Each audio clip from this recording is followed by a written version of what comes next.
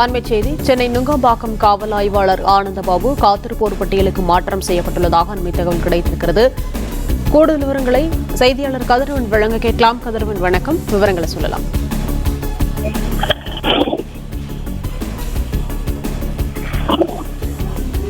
கார்த்திக் என்பவருக்கு சொந்தமான 18 சென்ட் நிலத்தை ஈசர் பகுதியில் உள்ள கோபாலகிருஷ்ணன் என்பவர் ஆக்கிரமிப்பு செய்ததாகவும் தனக்கு கொலை மிரட்டல் விடுப்பதாகவும் கார்த்தி நீலாங்கரை காவல் நிலையத்தில் புகார் அளித்திருந்தார்.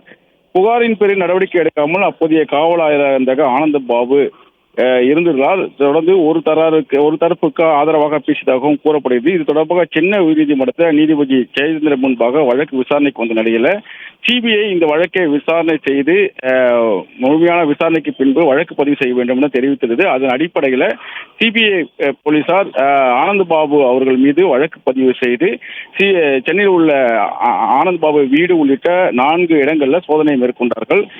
இந்த சோதனைக்கு பிறகு தற்போது ஆனந்தபாபு அவர்களை காத்திருப்போர் பட்டியலுக்கு மாற்றி உயர் அதிகாரிகள் உத்தரவிட்டிருக்கிறார்கள்.